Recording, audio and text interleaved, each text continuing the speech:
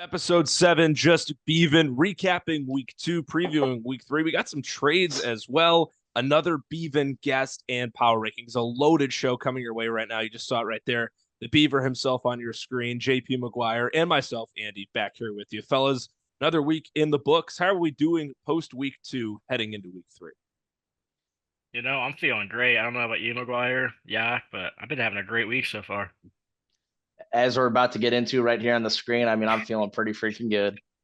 Yeah, everyone here has got at least a win. Drew and I 2-0. JP getting his first win of the season this past week, but we will get into the full recap of week 1 here momentarily. Gentlemen, we had quite a few trades here in the last 5 days or so, and we'll start with one right here on our screen. Drew, you involved with Mr. Cam Boyer. You're acquiring Alec Pierce and giving up a 2025 third-round pick. Doesn't seem too big on the surface, but Alec Pierce, he scored another touchdown this week for Indianapolis in garbage time, and that loss to Green Bay. So for you, Beaver, just want to go through your thoughts on this trade, bolstering some wide receiver depth on your squad.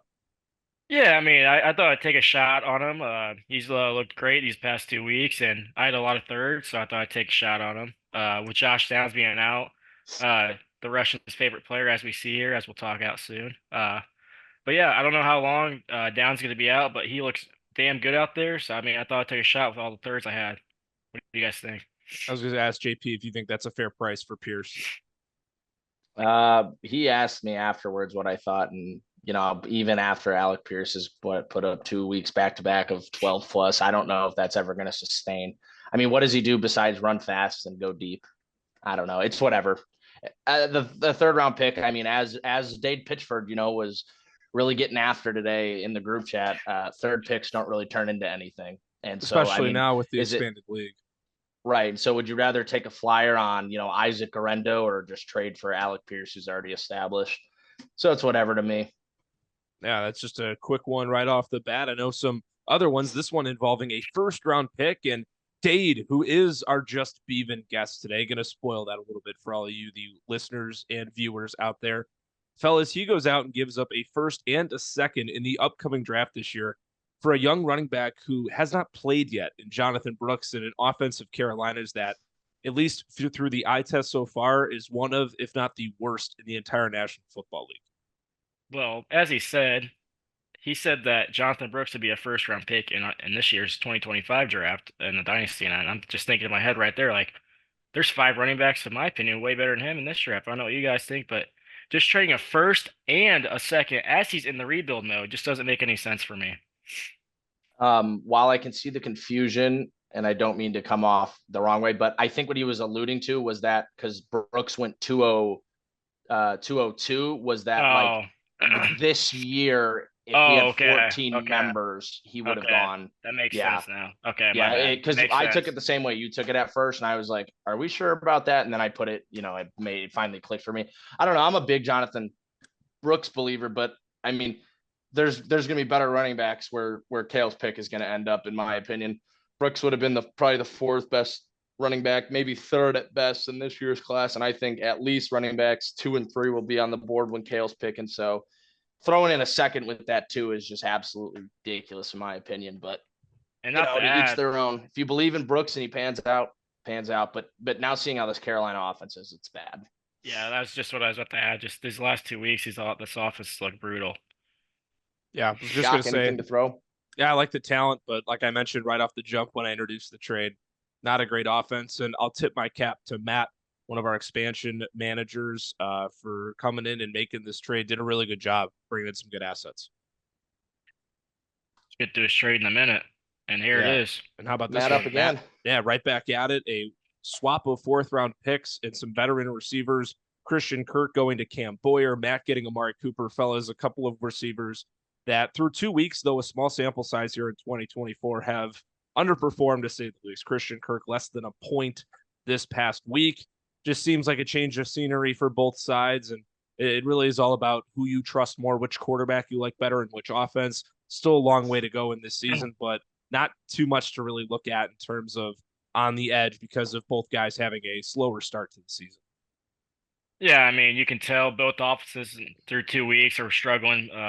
But it's just a veteran swap. I don't mind it. I'm just not a big Amari Cooper fan. If I had to pick one, I'd probably keep Kirk, but that's just me.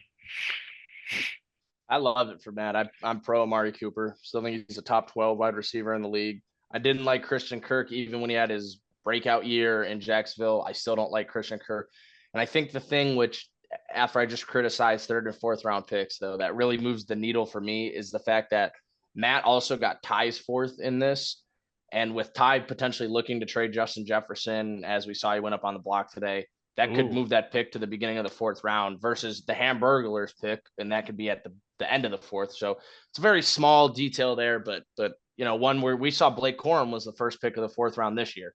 And I'm not saying Blake Corum's been anything this year, but the upside, obviously, we all know if Kyron Williams stick around, that's a great spot to be in. So I'm taking Matt's side on this and rolling with Amari Cooper. No, and I was just, you answered my question, JP, that I was going to ask to the panel at that point. When are the fourth round picks being swapped really necessary? But yeah, when it's Jake's fourth and Ty's fourth being involved, two teams that are on different ends of what they're looking for out of this 2024 season, it's marginal. But as we've learned, draft steals, can be found in all shapes and sizes and in all different rounds. That could mean a lot at the end of the day. And as we look to Mr. McGuire getting involved, another trade with Dade, and I'm sure we'll have his opinions on the moves that he's made in the past week. Malik Willis on the move, Dade getting himself a quarterback and a third-round pick, and JP, with you losing Cooper Kupp due to injury, netting Jordan Whittington. Right now, it's Kupp and Nakua both out for the Rams. They're very thin at wide receiver. This could be a guy for you, JP, that has some juice and could produce some flex quality play here in the next couple of weeks, although it's still kind of tough to see with a lot of, let's just call it, nobodies in that receiver room out for the Rams. Yeah, I at one point I had rostered Tutu Atwell. He was lost due to the rookie draft and upcoming expansion at the time. Anywho, I spent about half my fab on Tyler Johnson last week, so I figured, fuck it, why not go get Jordan Whittington? Malik Willis was going to rot on my bench. I don't even know if Malik Willis is going to score 13 points again in his NFL career. And I had picks to give away, so I figured why not give a pick and go get a guy who, because I'm going to have to keep up production here. The lucky thing, though, as I'll get to a little later on, though, is I do have a nice little schedule coming up here with, well, Kupp hopefully has a 4 to 5 week stint not playing football. So, Drew, anything to add? No, I got nothing. Just like JP said, you just want to go after the other receiver since Kupp and Puka are out. So, I mean, I get it. Malik Willis, what they're saying about Jordan Love, I think he might be back in what they say, 4 weeks. It's a real loose timetable. I've seen 3 weeks. I've seen 6 weeks. We know he's going to miss at least a couple more games. How long it is, though, it's really indifferent. Shit for how long, for how good he looked against the Colts. I mean, I know the Colts have one of the worst defenses in this league this year, but he looked like a serviceable backup last week. They made it work just running the ball down Indy's throat, and it was tough to watch as a Bears fan, but it worked. Yeah, we get into another trade, Dade and Cam Kruk. This one even escaped me running the social media. This one didn't even get up on the Beaverfest page yesterday. Third and a fourth to Dade in exchange for Pat Freiermuth. Fellas, tight ends been really tough to kind of look after, and I guess we could start with you, Beaver. Just your overall thoughts on Freiermuth and what it could add to Cam's team. I'm kind of confused because, like we talked earlier in the pod, Dade really said third and fourth round picks don't really matter, and especially this tight end, I'd say he's a top 15 tight end in this league, and I just don't really get this trade. I know he's rebuilding, trying to get picks, but like he said, third rounds and fourth round picks don't mean anything in this league anymore. So, like you said, the production from all the tight ends this year haven't been the best. Like you see, Travis Kelce, I think he had 5 and 2 the last 2 weeks. Even Laporta, I think he had 5 and 3 points. It's just not good production from any of the tight ends this year. What do you got, McGuire? Anything to add? As he's taking a probably could have got a little bit more for Freiermuth. Although I don't. At what point do you just cut your losses? Justin Fields is throwing him the ball. That's enough said. That's enough said. And you look at it too, that the lone touchdown offensively for Pittsburgh this season came this past week, and it went to Freiermuth's backup, a big-bodied blocking tight end in Darnell Washington. So it is tough, and we'll have to see how that unfolds for Pittsburgh's offense the rest of the year. Hysterically, that's like the 5th target in Washington's career was a touchdown, and of course, from none other than Arthur Smith calling the plays and Justin Fields throwing the ball. So it all checks out. Yeah, most definitely. And we had this one go down on the day of this recording today, Tuesday. A couple of receivers being swapped and some draft capital going to Cam Boyer. Yet again, Dade very active on the trade market here these past 5 days. He acquires Jordan Addison for Josh Palmer in a couple of seconds. JP, I know you had a lot to say about this trade, both in the group chat and in the league chat here on Sleeper about Dade regarding this deal. Yeah, I think we've seen what Addison is. He's a second at best option on a team with the best receiver in football who commands at least 8 targets a game. Then once Hawkinson comes back healthy, we've seen him complain when he doesn't get the ball. Now they have Aaron Jones, who I'm not saying is a threat or anything, but he does get volume in the passing game, as does Ty Chandler. I mean, where does Addison really fit in? Addison's been out and Jalen Naylor stepped in, and you wouldn't even notice if you put Addison on the back of Naylor's jersey, you wouldn't even notice it wasn't Jordan Addison.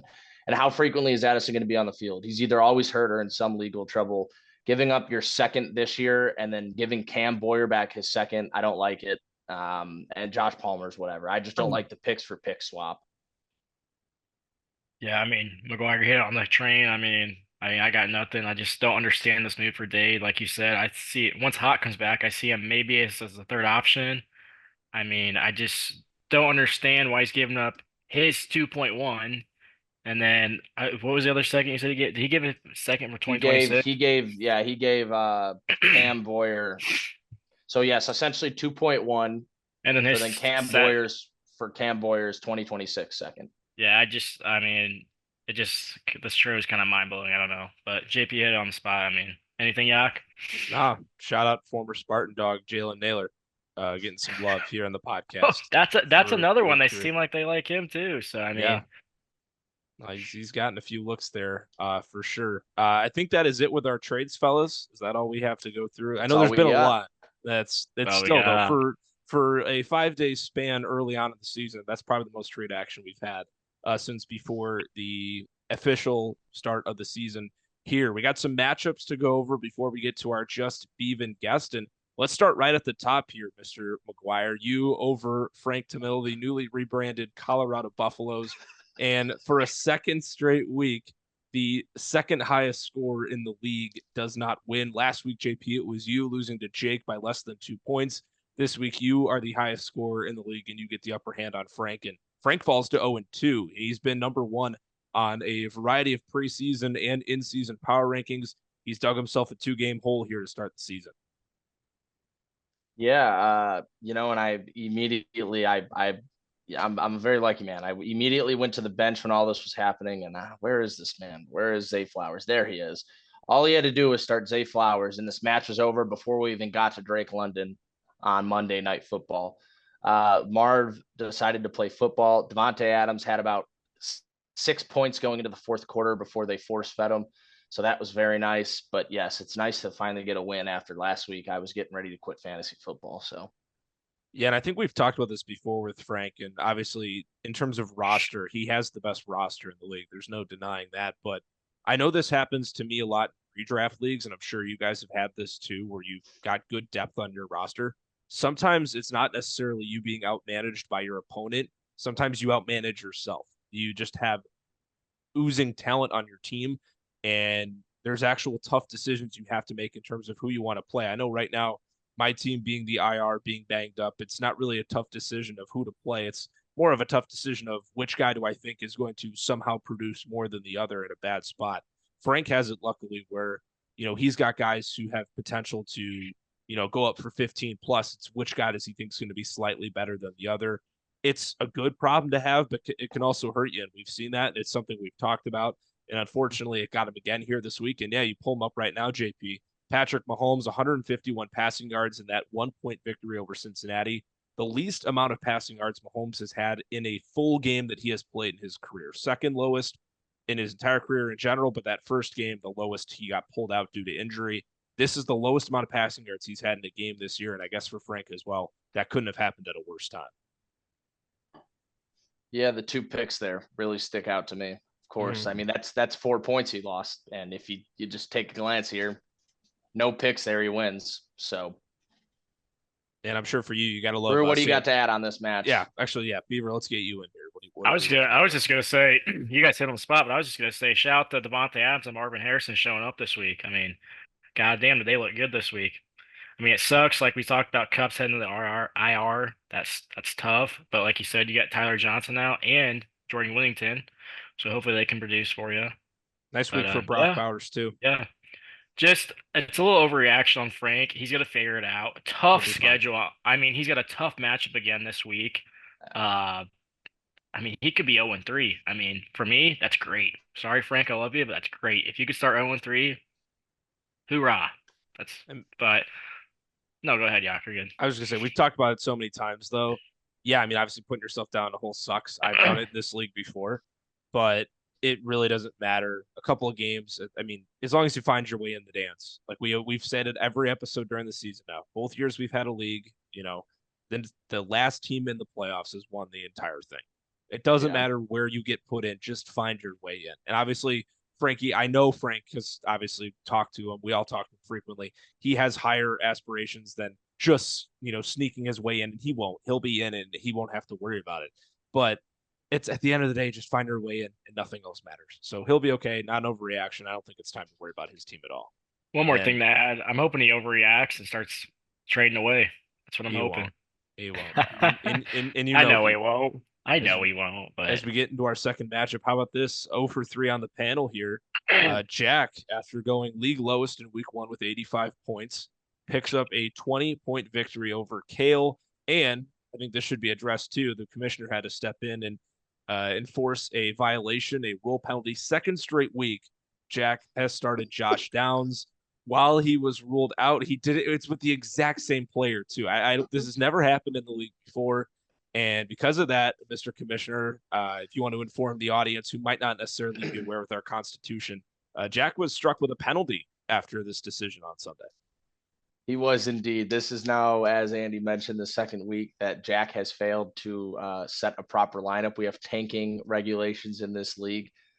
First week, we issued him a warning, with the second week now being a $10 fine, which will go to the league funds, and a loss of a second round pick, which unfortunately Jack does not own a second round pick. But as I remember today when we were talking about it in the chat, I did tell Jack that he was going to get a compensatory pick from getting rid of Geno Smith in the expansion draft.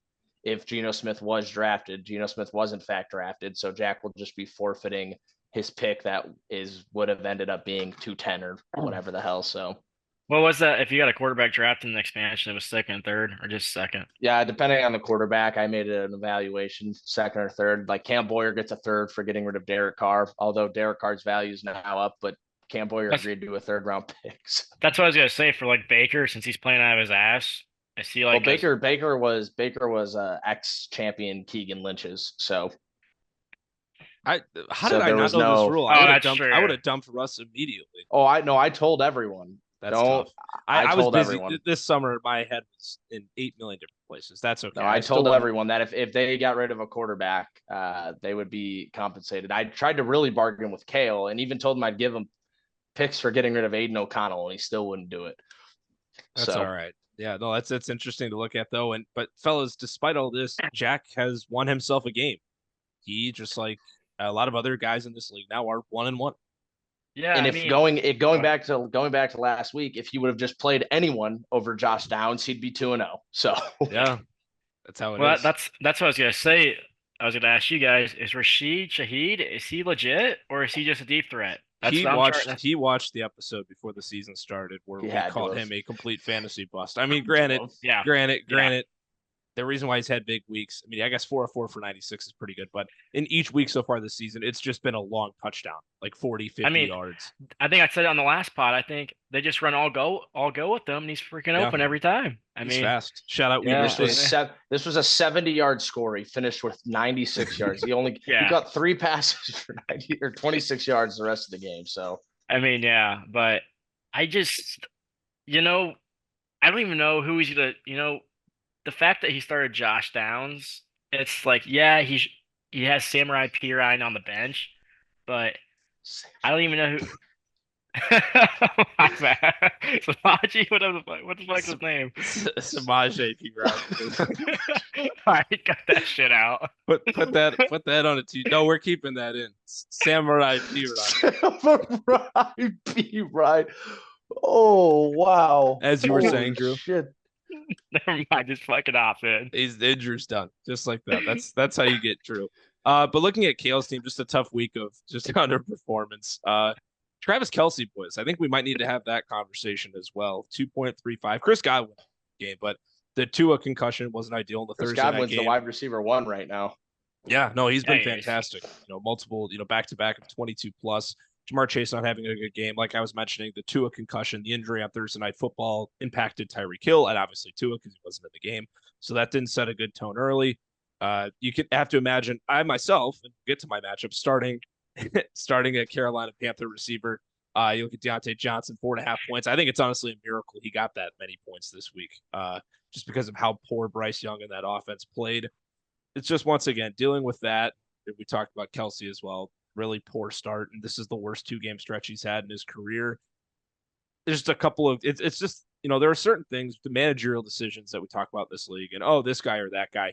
This is for Kale just simply having guys underperforming and getting hurt, which once again, that's a lot of us in this league. There's so many injuries through 2 weeks. The injury rate is crazy high in the NFL right now, but it's one of those where you just got to roll with the punches. Yeah, now we're moved on. Oh, go ahead. You're good. No, all you. No, I was just gonna say now that we're moved on. Now that Tua's got another concussion, which is terrible to think about, and especially that the NFL is gonna let him come back. I can't even believe that's gonna. Whatever. I can't even look at your boys' face right now because you're gonna say something else. I can't stop thinking about Samurai P. Ryan. That's crazy. Anywho, all right. I think it is time though for Kale to maybe start to look to shop some of these players. I mean, Tyreek now without Tua. I mean, there's obviously still going to manufacture touches. He's one of the best players in the league. Jamar Chase just isn't looking like Jamar Chase amid all these issues he's got going on. And Kelce, I mean, at what point is it fine? I'll take what I can get for Kelce, or do you just ride it out because Kelsey's that old? I don't know. These are the things that Kale's got to wrestle with. He's 0-2. I'm not. So, bold prediction. I think this is Kelsey's last year. Ooh, interesting. If they win the Super Bowl again, is this, you think, then for sure? I think if they just win the AFC Championship, he's done. We'll see. I don't know. Well, it'll be interesting. I think the only way that is a remote discussion is if they three-peat it. Just think about it this way: he's already 34. I mean, I just don't. He already has 3 rings. I don't see him going out. So we'll see. But Drew, big matchup for you here. We had our Just Beavin guest on last week, Zippy, talking a lot of smack after beating JP in a close margin and a high-scoring affair week 1. You took care of him handily in week 2. You're 2-0. Jake Evans up at 1-1 on the season. I'm 2-0, and I got something to say about it.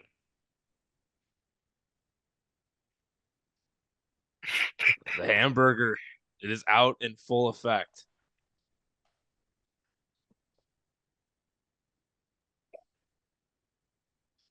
He spits the burger out. Oh, a Beaver Day keeps the hamburger away. There you have it. Yeah. There you have it. Drew responds. He takes it. He waits for the matchup to finish up, and he responds. That's not a good tasting burger for you, Beaver, is it? Oh God. Damn, the burglars handed out trash. Oh God, especially. Oh my God, I can't even get that. Oh God, I gotta mute my mic. Oh God. Oh, Drew is out. We were gonna ask him to recap his own matchup, JP. I guess you and I can start going through it, especially on Zippy's side.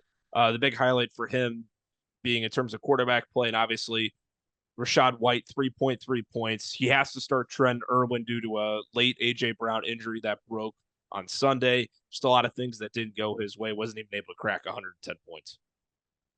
No, and the injury bug is catching him. I mean, Jaden Wicks. Wow. Jaden Daniels.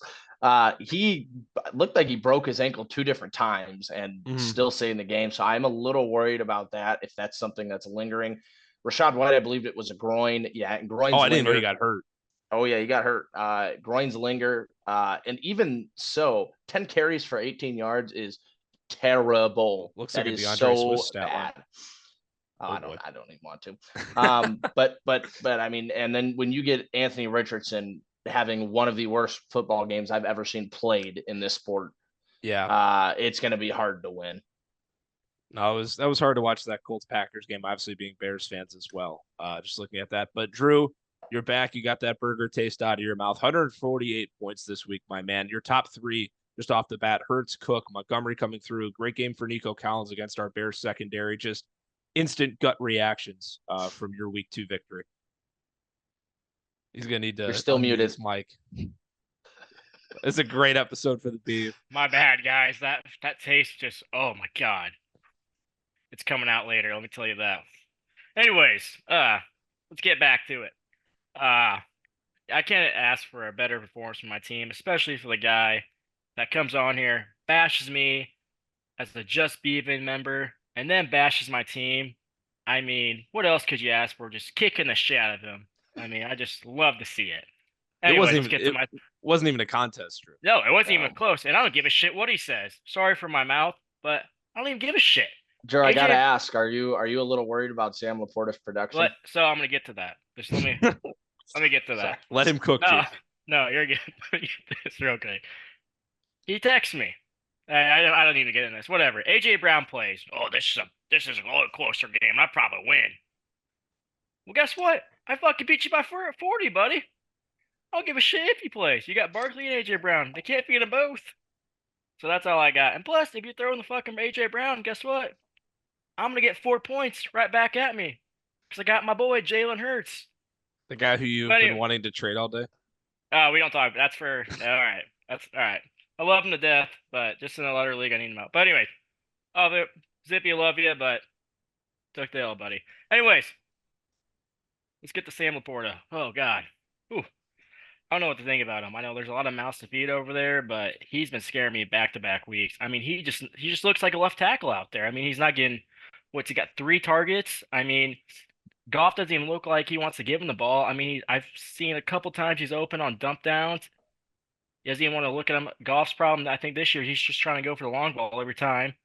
My real issue, if you go down to my flex where you see Greg Dortch, I don't have a flex play. That's my biggest issue. And shout out to Michael Pittman for laying a shitter. I mean, I got Romeo Dobbs. Alex you Pierce. had a couple flex plays, Drew. They were just on your bench. Yeah, you traded for Pierce. You pulled a Matt, and you didn't play the guy you traded for. I did pull a Matt, whatever. But who thought Alex Pierce was gonna pull another double point game? Because I didn't. But you see, you would have thought that because that's why you traded for him. No kidding. You know what? We're gonna leave that there. Anyways, happy for the win. But yes, I'm very concerned about Sam Laporta. Big stuff from the Beaver this week. Moving to 2-0. We keep chugging along. More recaps here on our 7th installment. Crazy to believe that we are just keep kicking it here on Just Beavin. Moving on to our next matchup. Luke and Ty, the Mean Green Machine, Justin Jefferson. Another week where Luke's hanging around that 120-point mark. Ty, contrary to what JP said last week's episode, not even thinking he'd break 100, does break 100, but doesn't have enough from his guys. It was a big game from Justin Jefferson, hence the new team name and the rebranding for Ty. But JP, outside of Justin Jefferson, not a whole lot cooking for Mr. McCain as he evens up at 1-1 on the season. No, and not that he was ever going to win, but Tank Dell probably should have had about 16 or 17 points. I feel like every pass thrown to him, that 1 for 4, were all drops. They were all drops. He had a breakaway touchdown if he wanted. Yeah, I was about to mention that for about 75 yards. So I mean, it could have made the Monday night game much more interesting with Ty playing Kirk. The only problem was what really made, if Darnell Mooney doesn't catch that touchdown and Tank Dell catches his, Ty wins this week. So, that's crazy. But I think Luke's sitting in a good spot. He's beaten 2 teams he should beat. But I mean, he put up 124 points this week, and Josh Allen scored 9. So I think Luke's in a perfect spot to compete with the bigger teams once we get there. Ty's looking rough. Ty's team's looking rough. Yeah. And this bench, I mean, just to add something real quick. Especially if he trades, as he's in talks, especially if he trades Jettas. I mean, I don't know if I think if he trades Jettas, I think Dade could beat him possibly. No. Well, I think as long as he gets his first back, I think that matters the most out of everything. Is if Ty's trading to get his first back, then that's when you're willing to take a discount because at least you're in control of your own fate. So I agree. Yeah. Luke moves to 2-0, and as JP said, continuing to beat the teams that he's supposed to take down. Before we get to our Just Beavin guest, one last matchup. Cam Boyer moves to 2-0, 115 points. Another week where one of the stronger rosters in the league, gentlemen, has underperformed, but it helps that he played Matt, my last straw, another rebranding. A lot of rebrands here in the league this week. Matt drops to 0-2, one of our expansion teams. 63.95 points, the lowest outing we have had in a non-tanking game in the 3-year history of this league. You see Brian Robinson and Kyron Williams did their job as Matt's running backs, but boys, nobody else even came close to doing their job for him here in week 2. Yeah, it just looks rough. And as our co-host noted earlier and provided a list to the league members, this week, Matt scored the least amount of points that any team has ever scored, not intentionally tanking. So congratulations, Matt, for making history. You'll always be remembered in the books as the worst league or the worst week in league history. Yeah, my goodness. I mean, it doesn't help when your QB1 puts up under 7. Matt Stafford, Christian Kirk not even scoring a point. Mentioned that when we were talking trades earlier as well. That's not going to do you a lot of favors either. Yeah, but we scroll down the Bryce Young. Yeah. Now on the bench, Matt gave up 2 firsts in that trade package. It'll be Andy Dalton getting the start, who Matt does own, so that helps. But there he is, 36-year-old TCU The Red Rocket, frog, baby. Former Chicago Bear, Andy Dalton. But fellas, before we hop off and bring Dade on, I do want to talk about Cam Boyer's squad and, oh boy, Tajay Spears as well. Oh, that was, yeah. There you go. By me. I thought I'd bring that up, knowing Tajay Spears is absolute dookie. Yeah, so, brutal week for him. But I do want to talk about Cam Boyer. What's our level of concern for his squad? He went for 117 last week, 115 this week. They've been consistent, but it's been major underperforming. It's helped that he's had Dade and Matt to start out his season. Jared Goff looks lost out on the field. He looks bad. Does not look good. He looks like Jared Goff of old, but in like a bad way. He looks immobile back there. 2 carries for 5 yards. What are we really running? Anywho, he's missing throws he usually hits. So I'm very concerned. He has not gone out and made a move for another quarterback. Jordan Love maybe going to miss another 4 to 6 weeks. We don't know. And then it's bad when your receivers are Amari Cooper. Well, Christian Kirk now. Yeah. But when your receiver either way is underperforming, Waddle just lost to Olave, even when the Saints go insane, only getting a 12.8 point performance. So a little worried there considering Shaheed is getting literally every deep target. So my concern is at like a 7.5, 8. Drew, what are we thinking? You could have said it better. Just not him having another quarterback. Jared Goff, like I said earlier when we were reviewing my team, he just looks lost out there. I think he's just trying to go for the deep ball too much, in my opinion. I just don't know. But yeah, that's all I got. We now head to our favorite news segment of this show, the Beavin Guest here on Just Beavin. It was Jake Sapparo, the Hamburglar. Can you take me higher? Last week. This week, it is Spanky himself, Mr. Dade Pitchford, the 2024 Titanic, right here on the Just Beavin podcast. The Beavin Guest has arrived here on Just Beavin, our second time doing this. Drew's going to pepper Dade, our guest here today, with some questions in a little bit. First of all, Dade, welcome onto the podcast. Appreciate you taking time out of your evening to come on here and join us today. We're going to go through your week 2 matchup in just a minute, but kind of want to have you talk about just the vibes of your team. Obviously, we see your name here on the Zoom, captain of the 2024 Titanic, that being your team name, but not necessarily always the vibe of your team this year, but just your experience in the Beaverfest Dynasty League. Obviously, you being an OG member of our group here. Yeah, first year was fun. Made a historically bad trade that year that really set me back. But, over time, just kind of tore it down little by little. And, we are in full tank now. Yeah, and you got your pick. You're ready to rock and roll. 0-2 after this 123-84 loss against Mr. Cam Crook this past week. And Cam moving to 2-0 on the season after being the 3rd highest scorer in the league in week 1. I will say, though, Dade, Braylon Allen did some pretty good work for you here in this one, getting himself nearly 20 points, 2 different touchdowns. I know that's got to be a guy you're pretty excited about, at least moving forward. Yeah, it's interesting because obviously Brees is the one there. But I mean, with Rodgers as the quarterback, he's had stints in Green Bay where he's had 2 effective running backs in fantasy now. AJ Dillon and Aaron Jones. I mean, they're similar in terms of Jones kind of was more of the workhorse, but Dillon came in and got some snaps.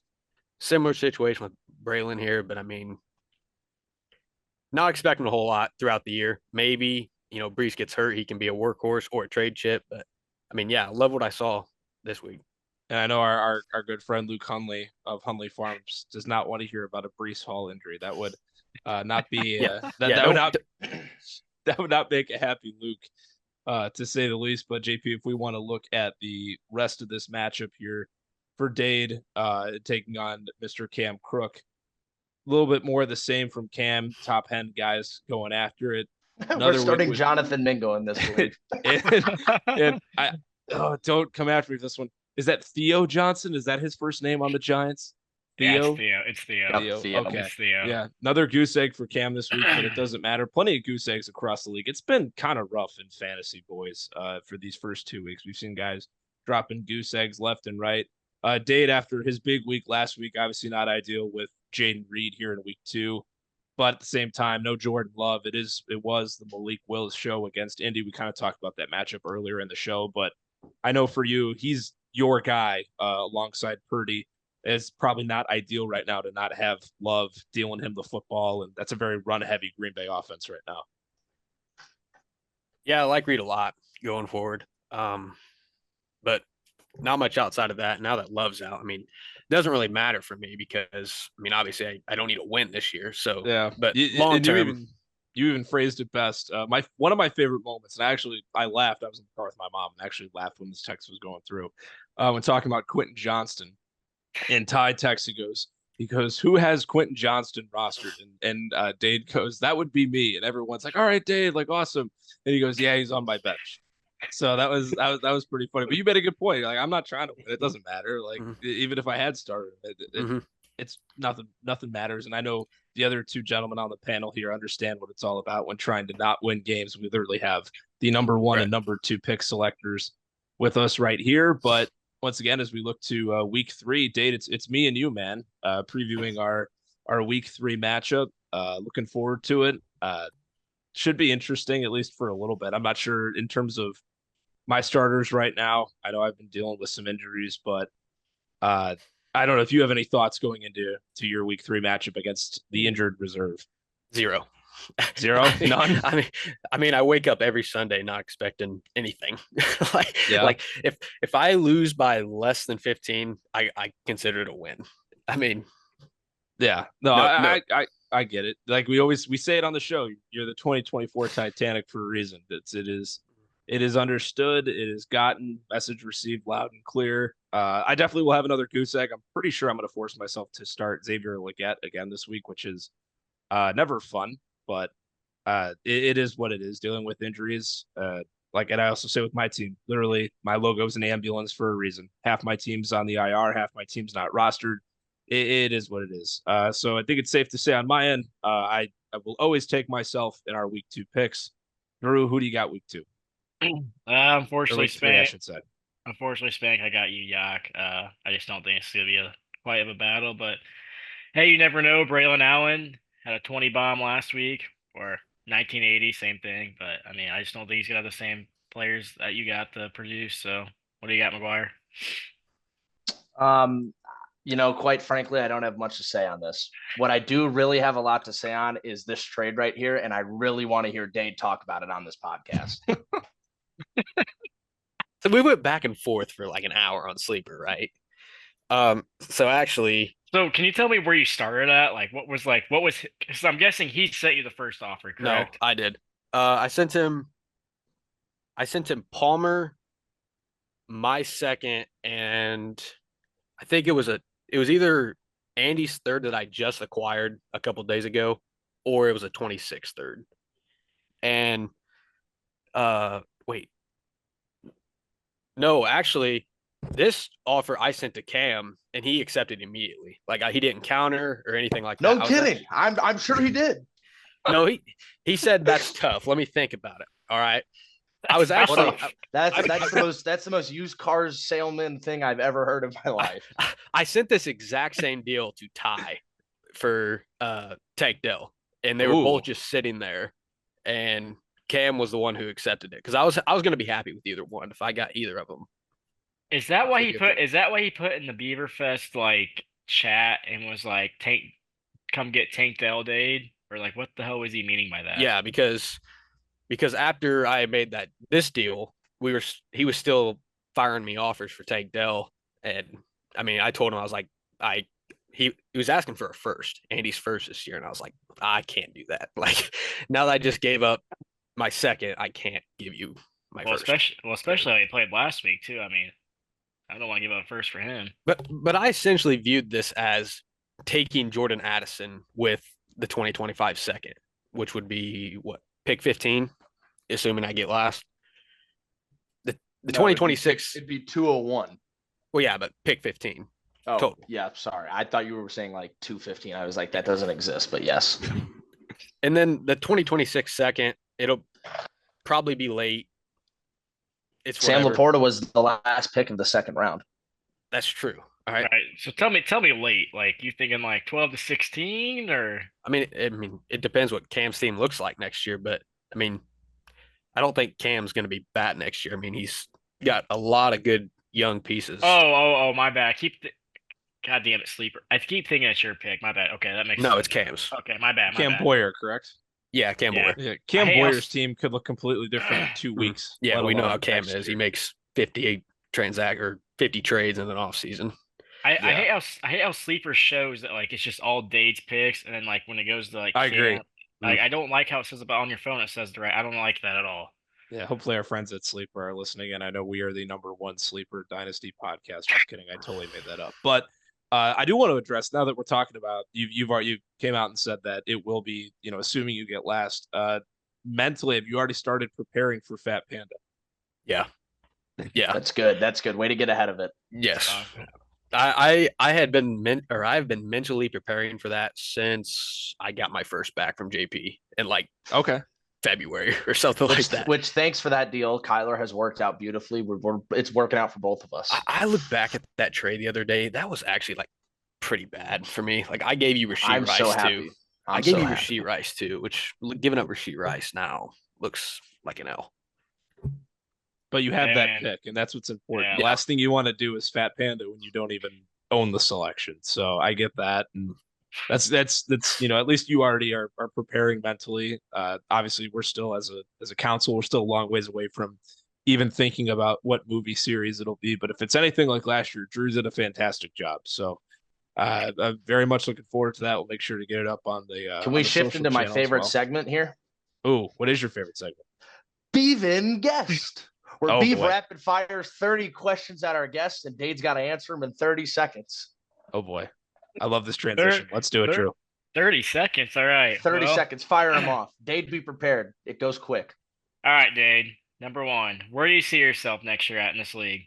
1 through 14. And tell me why. 9 to 10. Okay. I think that's where it'll be. I like the future with having the first pick and then having Addison and Reed along with Purdy. I mean, I think there's a good chance I could be 9 through 10, somewhere in that area. Okay. So let me ask you this. Do you see yourself trading for a quarterback next year? No. Okay. All right. Second question. A Whopper or a Big Mac? I haven't had a Whopper in years, or a Big Mac. Probably a Big Mac. That's an L take. All right. Third question. If you had to go to a fast food restaurant right now, what's your place to go and your meal to get? Fast food. I guess it could be fast casual too. Yeah, it could be. I personally don't eat a lot of fast food. I don't either. I mean, probably just like a chicken bowl from Chipotle. That would be what I would pick. Bang. That's good. Right on. All right. Then my last question I got for you. Rank these 3 teams. College basketball. Michigan State, Illinois, Indiana. who you got and tell me why. All This right. is my favorite question of the segment. So, I mean, obviously, I have to put Illinois 1, right? I mean, God damn, we're so talented. I mean, I gotta put Illinois 1. I can't sit here with a Michigan State fan and then an Indiana fan and possibly put them above Illinois. And then Michigan State. Michigan State. I'm gonna put Indiana at 2 Wow. because they got an All-American. They've got better guard play. I think they'll be better. And then I'm going Michigan State at 3. I think those 3 teams will be probably all top 5 in the Big Ten. I agree. Hey, All who right, you think I agree with who you think our best players will be this year? Kasparis, whatever his last name is, however you say it. Yeah, I agree. Him or Mutris or whatever the guy from Evansville. Yeah. His last name is. But I look forward to the Spartans coming into the State Farm Center. I look forward to it. We'll see what happens. Yeah. I don't know. It'll be interesting. I like that question from Drew. Probably the favorite question I've had him come up with. I mean, granted, we've only been doing this segment for 2 weeks, but I think between our 3 teams here amongst the 4 of us, that's a pretty good question to ask. So interesting. I knew you were going to put Illinois at 1. I was just wondering how you're going to split up IU and MSU. That's all right. I'm sure JP thoughts. How would you rank it? I would go probably Indiana and then probably Illinois and then Michigan State. Izzo's lost all his magic. I'm just saying. Yeah, I know you're not an Izzo guy. You were not. I used to be, but over the last 2 years, the magic is gone. I mean, he can't recruit in the portal. I mean that's it's not that he can't do it. I don't think he wants to. Yeah, he doesn't want to. Fair. He doesn't like That's to. fair. That's his thing. We did get that kid from Omaha, Frankie Fiddler. Yeah, he's got good. That tall guy. That was a good pickup. I was shocked because it was State, another school in Creighton, which is obviously in Omaha in the Final 3, and I was texting Frankie, and I'm like, he's just going to go to Creighton. Like he'll stay local. He'll stay, in the same city. No, I was stunned when we got him. Happy when we got him. We'll see what happens. No, I'm very excited for college basketball season. Obviously, love football, but no, that'll be good too. Dade, before you go, just rapid fire. Want to get every guest we have come on here gives us their picks for the upcoming week. So if you want to give us all your picks for week 3 coming up, and we'll go top to bottom. Drew, if you want to maestro this, if you want to lead this, feel free. All right. So Kevin Parker, Dade, or Brady OD? Kevin Parker by at least 40, at least. Oh, I love this. We're getting the spreads Wow. too. I like the spreads. All right. Give me the spread on your game, Dade. The injury reserve versus the 2024 Titanic. It's at 46.5. That's crazy. I'm gonna take. I think I cover. I think you do too. I think you do All too. right. I'm still gonna pick Andy. Probably like 90% of the guests that you have on here are gonna pick themselves to win when they're on. I'm gonna be in that 10% that will not. I will never pick myself to win. I love it. Hey, honesty is the best policy. I do like that. That's funny. All right. If you do end up beating me though, Dave, that'll be hilarious, and that'll be all time. All time. So we got the Colorado Buffaloes in our third matchup versus Can You Take Me Higher? What do we think, Spank? Matchup of the week, probably. Yeah. I think Frankie gets his first win. I think it's going to be similar to what the projections are. I think it'll be like within 10 points. I think. But I think Frankie will win. Do you think that's going over that? Like, do you think it's going to be like a 145, 141? Or you think it's going to be like a 150, 155? Probably like 150 to 155, somewhere in that range. Sounds good. All right, fourth matchup of the week. My Last Straw or Compact Comrades? I'm gonna go with Matt on this one. I think Matt gets it done this week, especially now after. Well, you guys will talk about it, but I'm gonna take Matt here by 15. Wow. Yeah. There you go. Dave alluded to it. We will break it down, the big trade that you might see on the right-hand side of your screen that went down during recording. So no, that makes an impact on the matchup between those two this week. That's for sure. What do we got up next, Beef? And now if we scroll down or scroll up, one of the two, we got Cammy Big Daddy versus Justin Jefferson. What do we got? Cam by a wide margin. I'm going to say by 30. minimum. Pick. I like it. Wow. Drew, All did you right. just not want to try and pronounce Cam's team name? After just the stuff that's Okay. happened already on this. Yeah. We're just gonna avoid that. Anyways, sixth matchup of the week. We got Banana Peeler versus the Mean Green Machine, which I think is the matchup of the week. Yeah, I guess that's true. Who do the Jets play this weekend? Does New anybody England, know? Thursday Night Football. They played That's on right. New England, yeah. Against New England, on New England. Ugh. I bet that's ugly. I'm gonna take Luke. I think obviously 2 is out now. I'm gonna take Luke. I think it's close. Probably somewhere where they're projected. But Luke scores. It's a huge matchup for the future playoff implications. Yeah. They only get to play each other once, so this is a big tiebreaker. Yeah. I'm actually kind of pissed now because Kale could be 0-3 and I just traded his first. So Oh, yell at me. That's gonna be a high pick. So yeah, I'm gonna take Luke. Whoa. Or- Whoa, what's this on the screen? This is what the commissioner's Holy- been working on. What the fuck? Live on the show. Oh, what Mr. the hell? Another? Commish. Yeah, that's oh. Another? Whoa. Mr. Commish, you want to talk? You've been working the phones here the last 30 minutes. You just made yourself 2 trades. Let's look at it. That's why I've kind of been zoned out during this. I've been crafting up this trade for Justin Jefferson. This has been in the works since the summer. I gave a lot up to go get him, but we're building for now and later. We love Lad, and we weren't sure what to make of this upcoming rookie class yet. We could find a running back anywhere. But when Justin Jefferson is available, go get a guy like that. And after seeing the trade that Cam Crook just made, he made his team significantly worse. And one year of draft picks isn't going to fix that. So going to get his first for Devontae Adams, the fact that I can even get Devontae Adams for a first anymore, had to pull the trigger on that. Replacing him immediately with Jefferson is perfectly fine with me. Wow. And this was alluded to before we even started recording. He was looking, he was working the phones. There it is, ladies and gentlemen. Well, shit, you might as well go up to the fucking next trade. Yeah, well, let's do it. Let's you alluded to it, JP. Let's look at it. We got Dade here too. This is perfect. Who's the Crook trade? Oh, the Crook trade. Yes, I forgot that happened. This was when I saw this. This went down in between our recordings. Wow. I mean, this is 12 different pieces being involved, fellas. Connor, Mayfield, and a 1 going to Matt did fantastic work here, giving up a first as well. But you look at the pieces: Robinson, Perry, McCaffrey. Ryan Robinson's all right, but you're not going to get much, at least immediately, out of the other 2.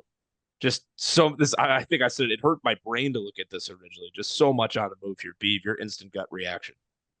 Yeah, I just don't know what to think about this. Obviously, Matt won the trade. At first, I thought Matt gave up 2 firsts, but then I was looking at it wrong. But like I said, I can't remember looking at it. I don't know. I hate this sleeper shit on the computer. I can't see whose picks are who. It's terrible. But I like this trade a lot from Matt. It doesn't really make sense for Cam. I could be wrong when I say this, but I mean, he's 2-0 and he's trading away 2 of his better pieces. I mean, I don't really know what he was thinking. And he gave up a first and second, which I don't really understand. His own first, too. Yeah, his own first. So, I mean, I just don't know his thought process for a guy that got shot in the leg. A.T. Perry hasn't even stepped foot on the field yet, and Luke McCaffrey. So, I mean, what do you I can't get over Justin Jefferson, honestly. That's where my brain's at right now. Yeah, I'm going to be honest. I've been almost hit mentally checked out here for about 25 minutes. That's all right. We get it. Yeah. It's the hustle, man. Holy cow. Jetta's on the move. I think we literally said last week that I don't think he'll ever trade Jefferson. I think that was brought up. That was on the podcast last week. Pretty crazy stuff. I couldn't beat that. So now maybe I'm thinking, maybe I got to go make a move now. I only knew of this because Ty texted me right before we started recording saying Jefferson's on the block and 2 guys from your division have sent in offers. Are you interested? And I said, well, of course I'm interested. It's just I can't give you what they can give you. So I don't even think it's worth entertaining the thought. Maybe I would have gave him Caleb Williams. Wait, JP, whose first did you give up besides Frank? I gave Ty his first back. So I've just been giving people their first back. But yeah, I gave Ty his first. work of charity for the one where the real negotiations really took place. That was always the deal was always the 2 first and Lad. I own Ty's 2025 second, and so I really had to convince him to give him his 2027 second back. So I'm keeping his 2025 for this year. So I probably will own the 202 or the 201. God, boys, this is going to be. Dade, you now have competition for tanking. Well, that's what I was just about to say. This is going to be a banger matchup. I want to say, this is a little guess, week 9, it's Dade and Ty. Might have to take a warning. Maybe. Oh, there you go. we talked earlier about Jack already blowing through his warning and having to give a fine pot to the league. Yeah, so we'll see as that goes on. Before we let you get out of here, Dade, we do have one more matchup. Drew, you got something first? No, I just go over the matchup first. That's fine, and then I'm gonna have JP. Forgot to ask him something too that we don't want to forget. Most definitely. No, I remembered. I was gonna wait till we finished out the matchups. It is quick pick for Dade. It is the matchup of the Dirty Beavs against Jack Russian Vodka. 2-0, 1-1. Your final pick for us here, Dade. Drew. Yeah, Drew. Pretty straightforward. Don't really need to say much else. So let's recap your picks here. With this first matchup, you went with Kevin Parker. Second matchup, you went with the injured reserve. The third matchup, I believe you went with Frankie, did you not? Yep, Frankie. Went with Frankie. Then in this one, you went with Matt. Yes. Then you went with Cam Boyer, Luke, and Beav to finish it out. Yep. Love to hear it. You're shooting for 5-2. Zippy went 5-2 last week, so. Hey. There it is. Dade, thanks so much for coming on, my man. Appreciate you taking time out of your evening. Our second Beavin guest is part of the new segment. Drew also peppered in some pretty good rapid fires as well. Thanks again, Dade. Yep, appreciate it, guys.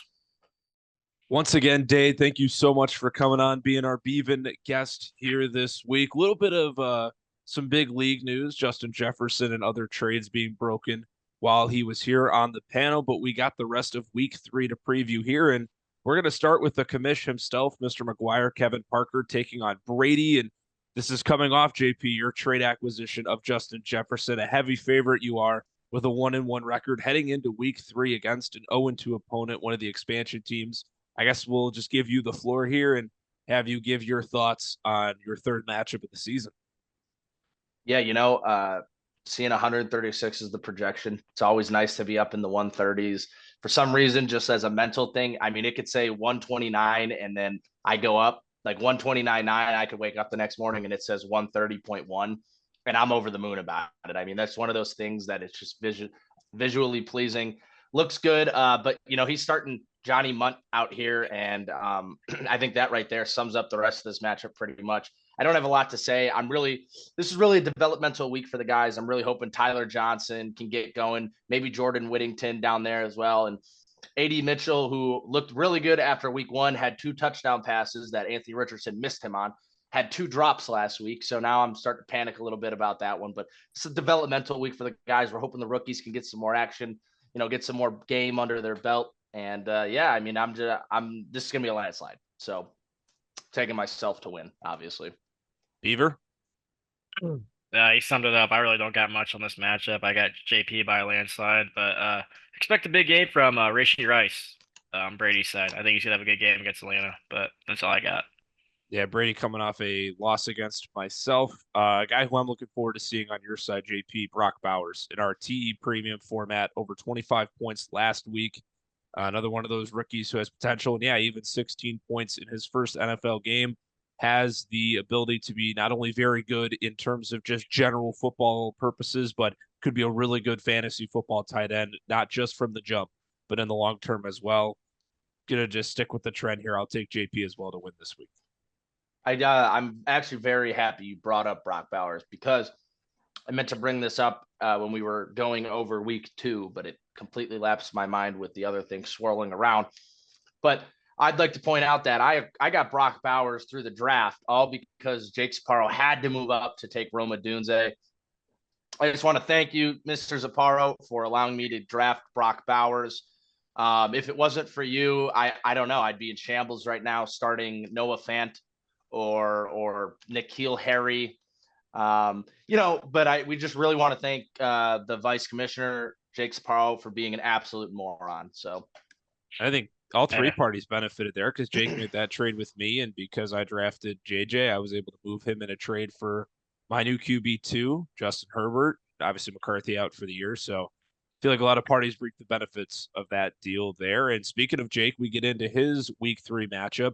Coming in 1-1 after losing to the Beaver last week, he takes on the most talented roster in this league, the newly rebranded Colorado Buffaloes for Mr. Frank Tamillo. Frank 0-2 coming off a loss to JP after being the number 2 scorer in the league last week. And fellas, rightfully so, looking at the projections here, this is going to be a good matchup, a fun matchup. And as Dade said, matchup of the week when he came on as our guest appearance this week.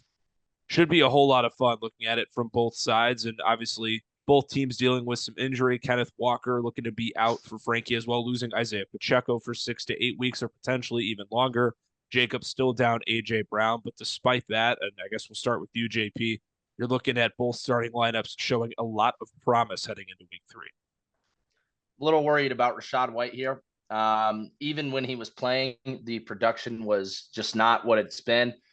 This will certainly be a bounce back week for Ayuk. I'm taking every over possible on him versus that horrendously bad Rams secondary. Michael Pittman, very worried about him. Anthony Richardson just is not, fantasy wise, he's great because he runs, but in real life, he's just not someone that you want to look at. I'm expecting Frankie to get back in the win column here, drop Zippy down to 1-2, but to their in their benefit, they've certainly had the hardest start to the season of any teams in the league. Jake having to play me and Beaver back to back, Frankie having to play you and me back to back, and now they both have to play each other. That's just a tough season. And for Frank here, there's only again so much you can do, but you'd hate to see 0-3 because he only plays me once, he only plays Zippy once, and both of us holding a tiebreaker on him would drop him to the lower seed in the playoffs. And you just don't want to end up having to face Cam Boyer in the first round if he ends up making the playoffs, because the roster Cam Boyer has now could be a totally different roster by the time we get to the playoffs. But with all that said, I'm taking Frank to win this matchup by 25 plus. And Beaver, I guess we'll shift it to you. You've taken on Jake. You beat him last week following his appearance on the show as the first Beavin guest. Do you have him coming back this week and taking down Frank, or do you think Mr. Tamillo gets his first victory of the season? I think it's going to be a close matchup, but like JP said, I just don't like this matchup for Pittman and Tony Dix as he has him there.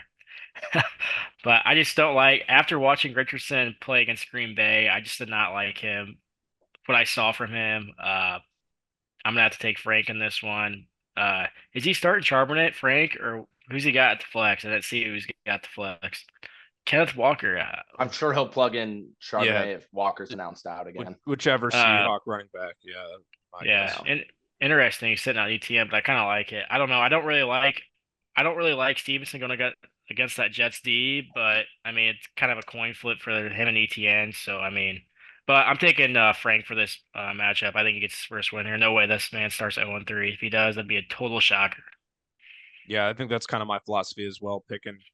Going with Frank here. His guys got to be fired up after, especially the performance they put on last week, and still not coming out with that victory. He is a little bit more banged up than Jake, but I do like the just overall roster complexion and starting lineup, what is to be this week. And I second JP's point on Rachaad White and Anthony Richardson, a little nervous there.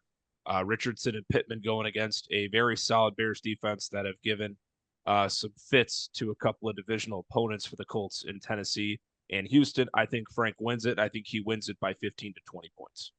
I think this is going to be a bounce back game for Mahomes. I think he's going to torch that Atlanta defense. There's no way he goes under 15 points again. Like you see in this thing, he's got 15, 14, and 1294. I just don't see him going below that. I think he's going to go over his projection. I see him getting about 25 to 28 points this week. I thought I'd bring this up just because. I was going to say Sunday Night Football. Oh, yeah. I thought I'd bring this up just because it's relevant between the three of us. But do you guys know Matt Nagy's calling the plays there? Is he really? Yeah, he is. Matt Nagy's been the play caller through 2 games, which I find hilarious. If you look at Mahomes' numbers, it almost explains what it is. Wow. Okay, I might want to change. I might want to change my take there, but like I said earlier, I think Rashee Rice still has a great game. him and Mahomes, I think are gonna have a great game. So that's just what I think. Be a wipe across the Get on board to for this the next panel. matchup. Yeah, everyone going with Frank, and we got two expansion teams facing off. It's been a theme here in the first 3 weeks, and a lot of roster changes between both of these gentlemen. Matt taking on Cam Crook. Fellas, where do we even want to start? We talked about some of these trades when they broke last night when we filmed part 1 of the episode when we had Dade on. Currently, the projections have it heavily favored for Matt to get his first victory. Quite a lopsided look here with an 0-2 team taking on a 2-0 team. Beaver, I want to start with you here. Give your thoughts on this matchup and who you like coming out on top. Yeah, at first I like Cam coming out of this matchup, starting out 3-0, but then he just makes a weird trade that I was not expecting. Man starts 2-0, looking to go 3-0. Then he trades away his 2 top pieces of Baker Mayfield and James Conner. And then he trades for before he trades that, he trades for Pat for Dade. What was it, a third and a fourth? Was that right? Yeah. Trade for Dade. So then I thought, oh, he's trying to look to compete. But then he made that, like I said, that trade of James Conner and Baker Mayfield. Then he gives up a first as well, and a second, which I just didn't know. And then the 3 players he got back, I just aren't going to help them all. Like I don't like Luke McCaffrey, and I don't like that Washington offense. Like we've seen before, Jane Daniels, all he does is run, looks at one read, and he's off to the race. Brian Robinson, I mean, he's playing good for fantasy wise, but I mean, I like him in that backfield.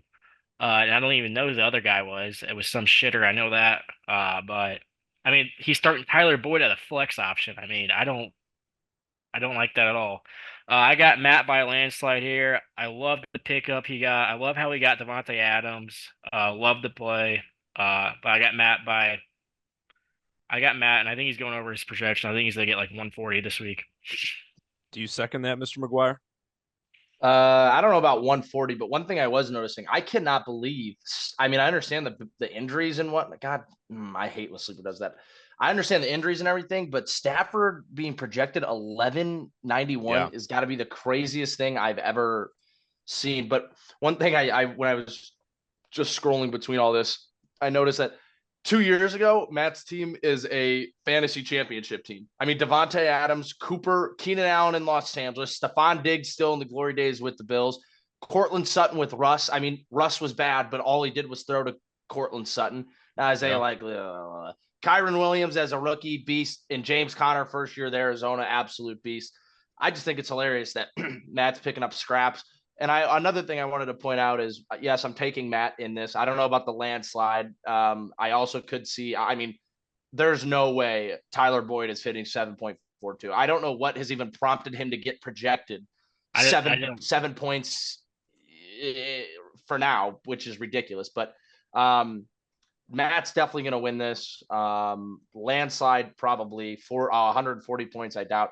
The one thing I do want to point out, though, is Matt's had a tough schedule to start the season, having to go up against Cam Boyer and Luke, one for sure playoff team and one projected playoff team. I could see Luke anywhere from the 4 seed to the 8 seed. And now he's getting into the easier part of his schedule. I'm seeing a little run from Matt here, and maybe might give Luke a surprise push for that playoff spot because they play again in week 14. I think that could be a very impactful match for the season, but I'm taking Matt here. I'm going to go with Matt as well. I'm a little bummed with all the moves that were going on because originally when this was set on Tuesday, it was slightly favored for Cam. So this was going to be my pew upset of the week. But unfortunately, that's not really the case anymore with how it's projected. But even then, it's stronger for a case for Matt. He's 0-2. He's bolstered his roster, like JP said. A little bit of on the older side would have been really great a couple of years ago. But still, in terms of just this matchup over the week, I like a lot of the 1v1s. Hopefully, Keenan Allen plays for our Bears and makes an impact. We'll have to see. Yeah, that's what I was just about to say. Yeah, and I just can't see an expansion team starting 3-0, and I also can't see a roster like Matt starting out 0-3. So those all those factors add up, and that gives Matt the edge in my eyes this week over Cam. So quick question here. So if Keenan doesn't play, what's Matt's best option? Cade Otton? I swear he's got someone better. Hunter Henry, yeah. He got a lot of Mike Williams, Brandon Cooks. Honestly, anyone. Andy honestly, we didn't even talk about that. I'm shocked he's not starting Hunter Henry over Cortland Sutton. Now that I think about it, I don't like that. Thursday rather night games start- are weird, I don't know. and the Jets have a good and I mean, defense. and Oh, what they do do. you make of Hunter Henry's first week? I Yeah. mean, like, what are we?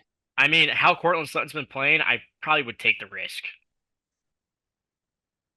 Yeah, I mean, held the one catch. Yeah, I guess I that's mean, fair. I'd 4 take the targets, risk. but week 1 he had 12 targets. Yeah. I don't know. That's the growing It's a pains of a coin. rookie quarterback. Yeah, it's a coin flip. On to our next matchup. Yeah.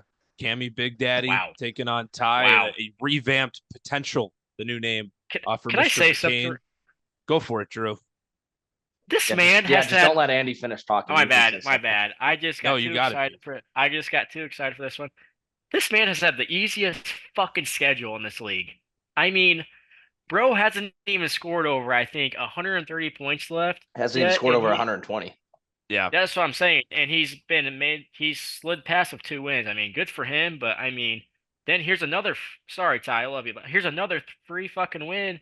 I mean, you go up, look at the projection on the right side of Ty. He's got Khalil Herbert against Zamar White. I don't like Zamar White, but Khalil Herbert, he's been getting 3 carries a game. Travis Homer is out snapping him. Tony Pollard, I mean, he'll get his points, but I mean, I just don't like this matchup. Another win in the column for Cam. But yeah, I don't think it's gonna be close. Yeah, Cam only projected 112 points. Yeah, seconding what Drew said, it is kind of funny how he starts out his season. Going with, I believe it was 118 in week 1 and 115 in week 2. Might be flipped either way. Those were his 2 totals. And yeah, Ty, 73 points. I'm interested to see, and Dade kind of brought this up after the trade broke yesterday when he came on the pod, that he may have to use his warning against Ty when looking at those 2 teams this year.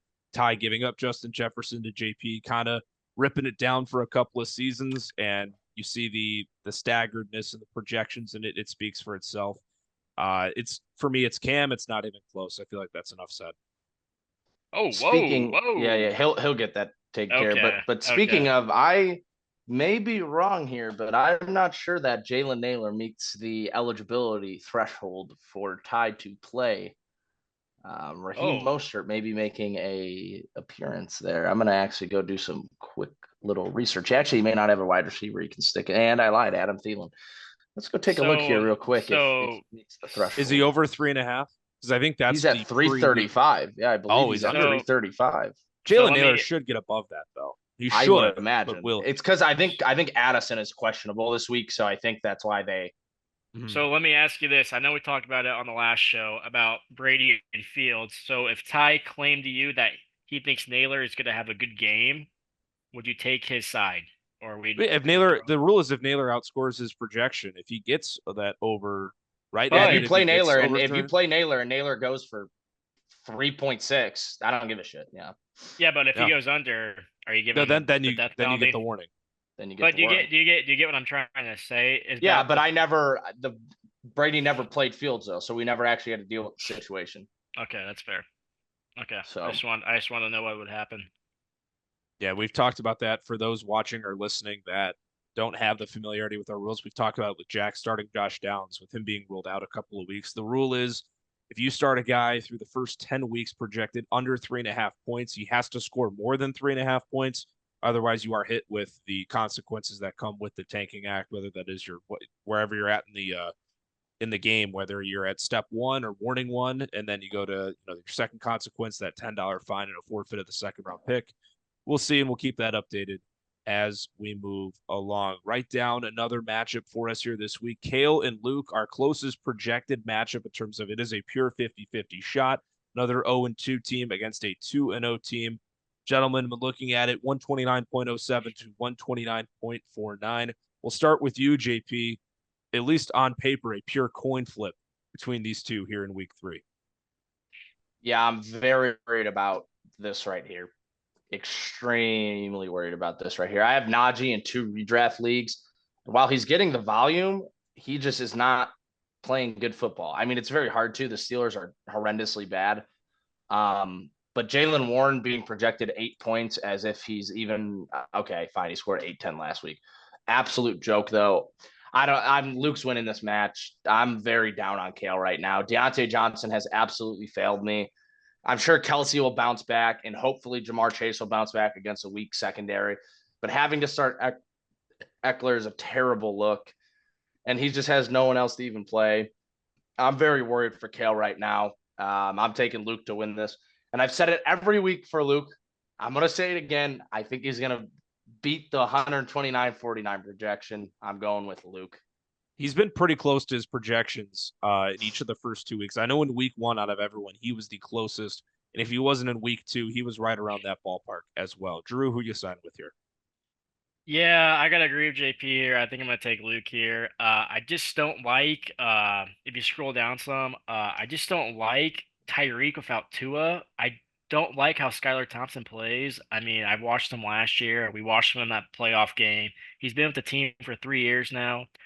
I mean, he just looks flat out awful. I don't know He's not a how good he's still on the quarterback. team. He's Yeah, not he's not good. a He's no good. quarterback. So I don't know who's gonna get Tyreek the ball. I don't know if they're gonna give him the ball somehow, but I don't know if they're gonna run jet sweeps. I don't know what they're gonna do. McDaniel, I know will figure something out, but I'm a little concerned about that. And then, like JP said, I don't like him starting 2 Pittsburgh running backs. I mean, I just don't like his running backs at all. I don't like Najee. I thought he'd be better, but he's just struggled again this year. As you see at the points, 890, 860. That is crazy. That is wild. That is wild.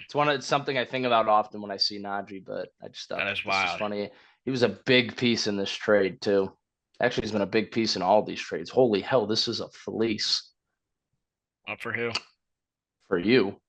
Oh yeah. Jesus. Oh, I know. A couple Oh. of firsts. A guy like David Montgomery who's been great in Detroit. Obviously, I have some But- pieces going everywhere. Yeah.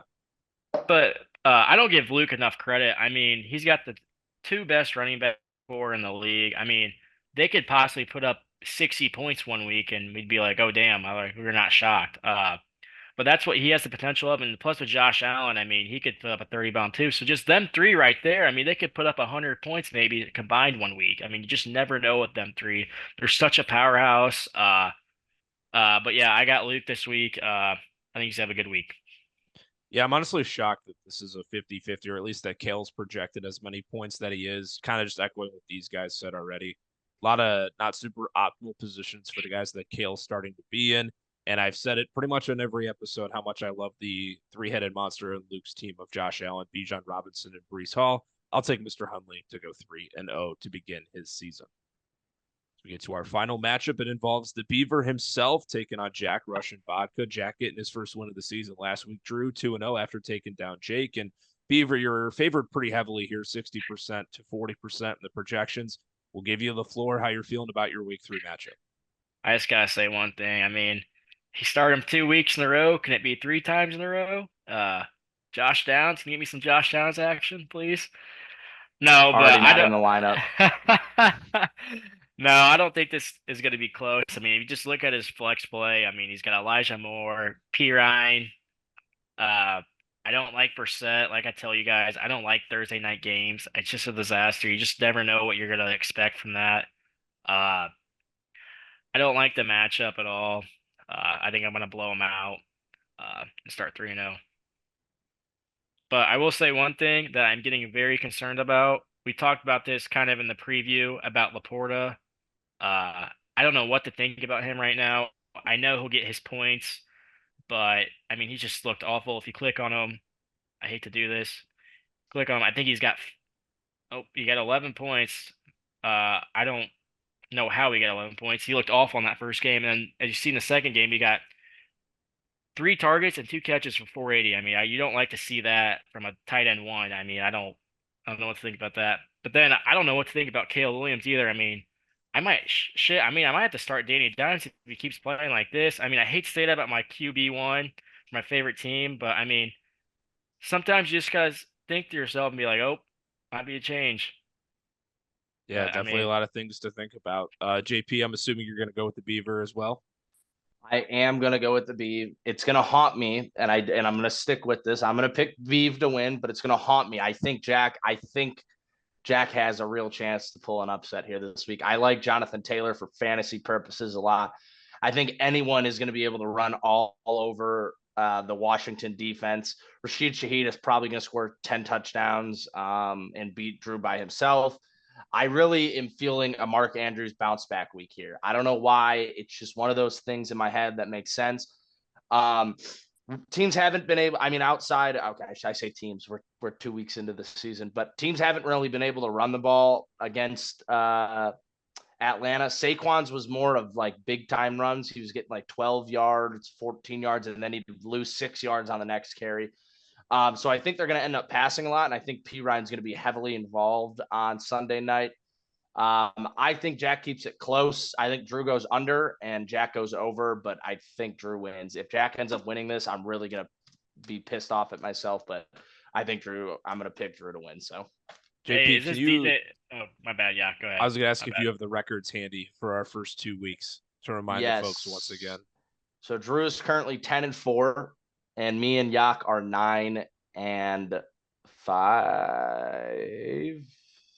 9-5. Yes, that adds up. So I will say, currently I think we are all the same.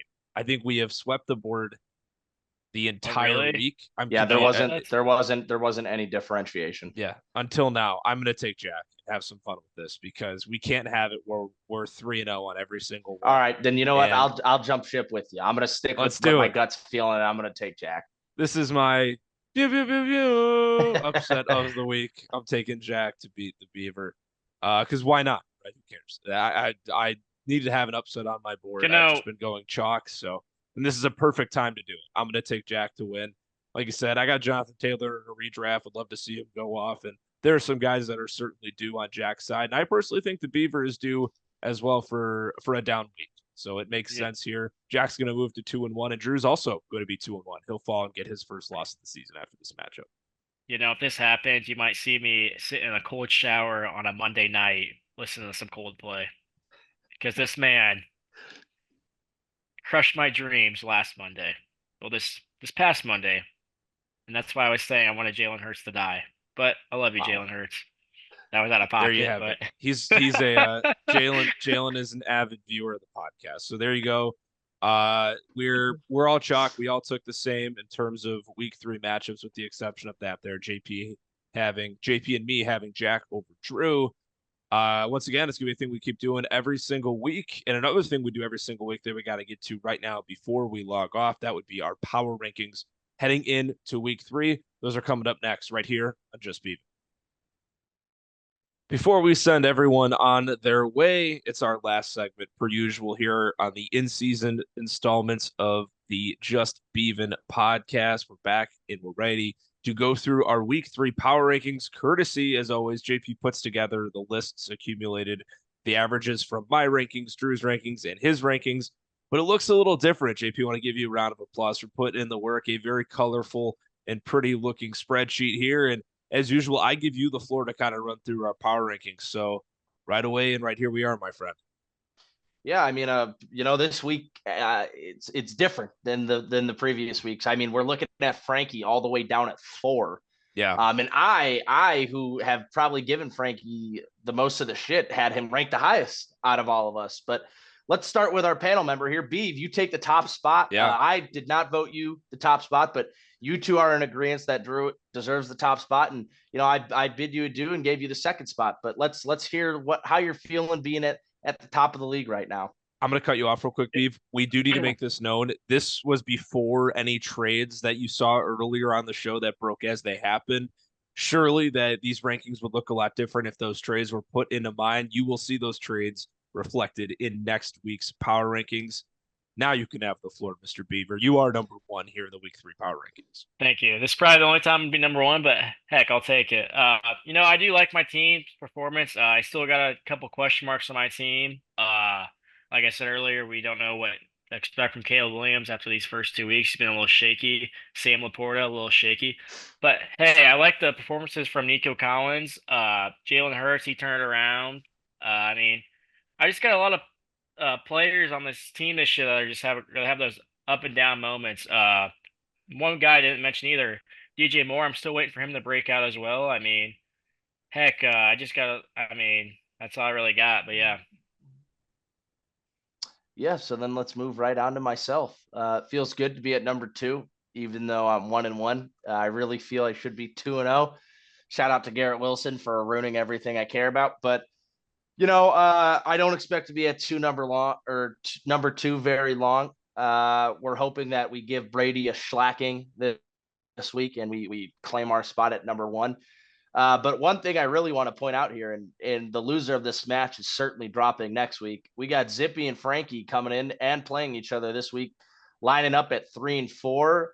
Yak, you had Zippy ranked at 2. Why don't we hear from you first about Zippy and Frank? Touch on them both at 3 and 4 here.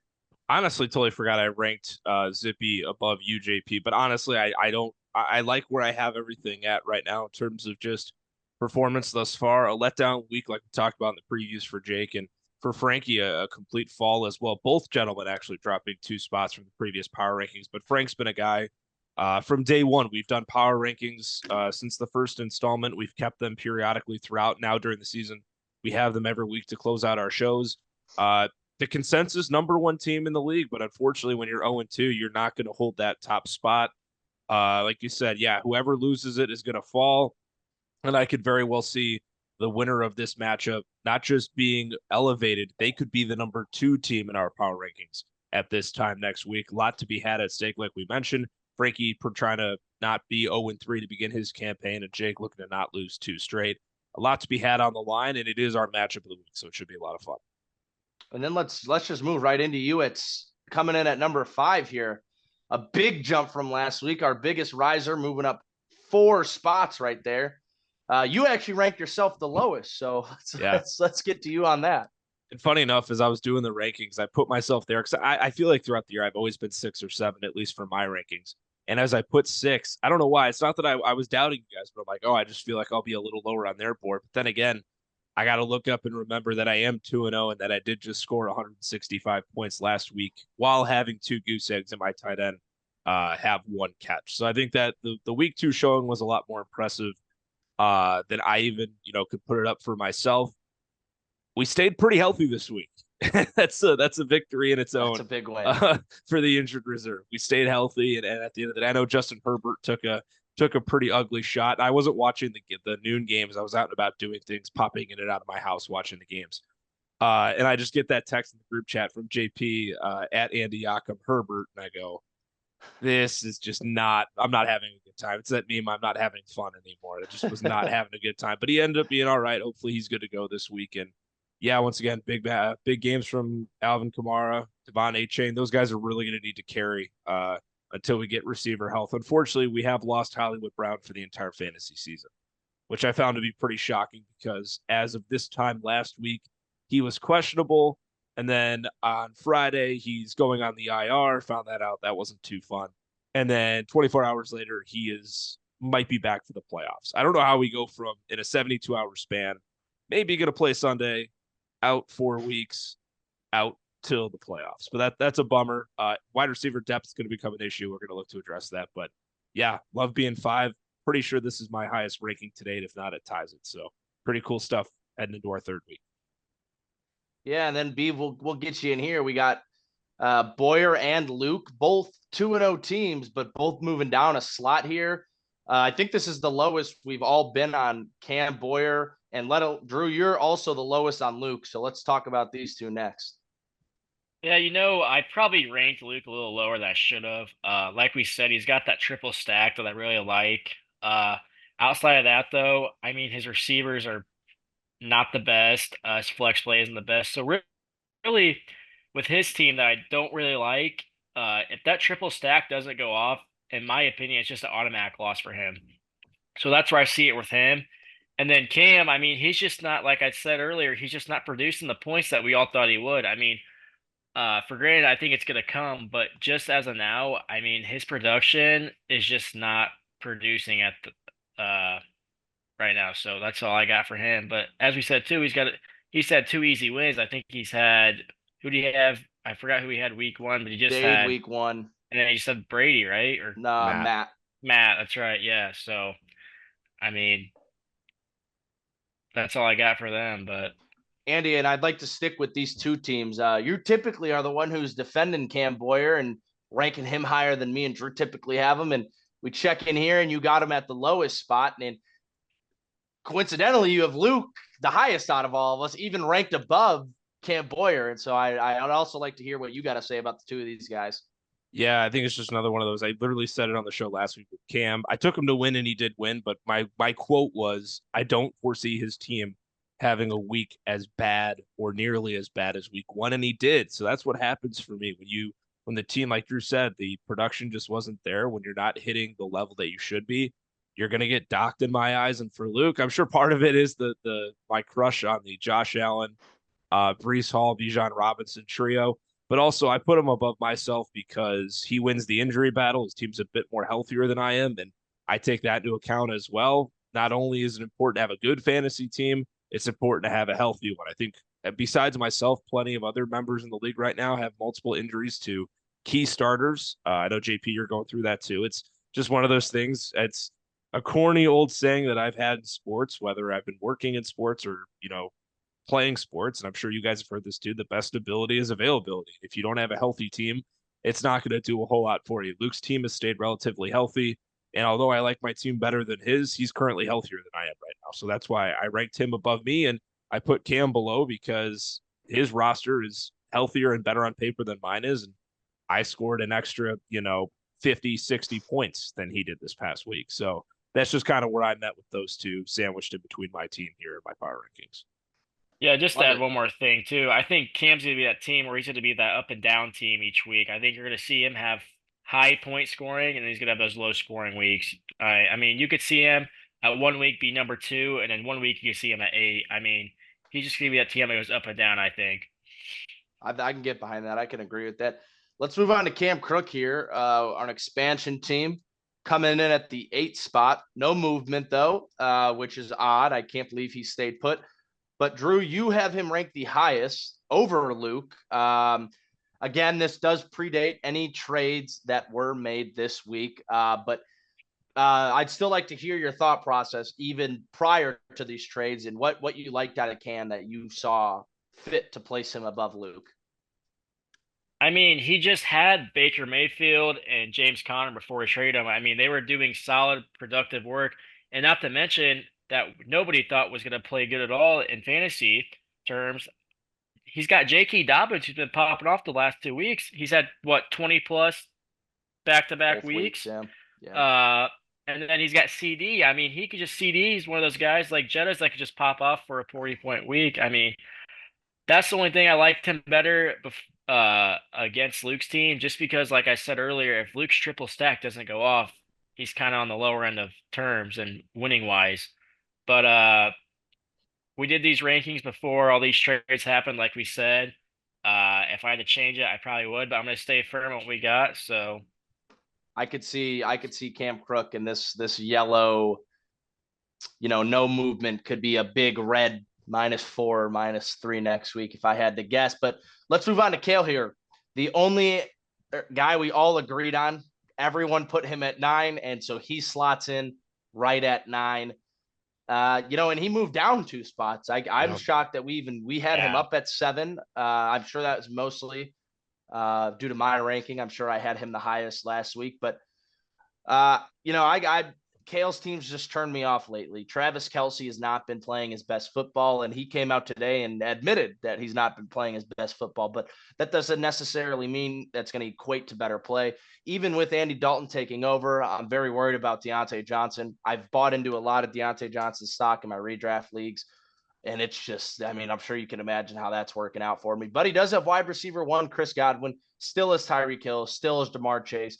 I think we can put Cam and Kale in the same category. I think Kale is a team who could potentially start 0-3, but I could see a world where at the end of the season, this matchup between Kale and Luke also is very meaningful for a playoff spot. So that's how I'm kind of feeling with Kale. Yeah, pretty well said.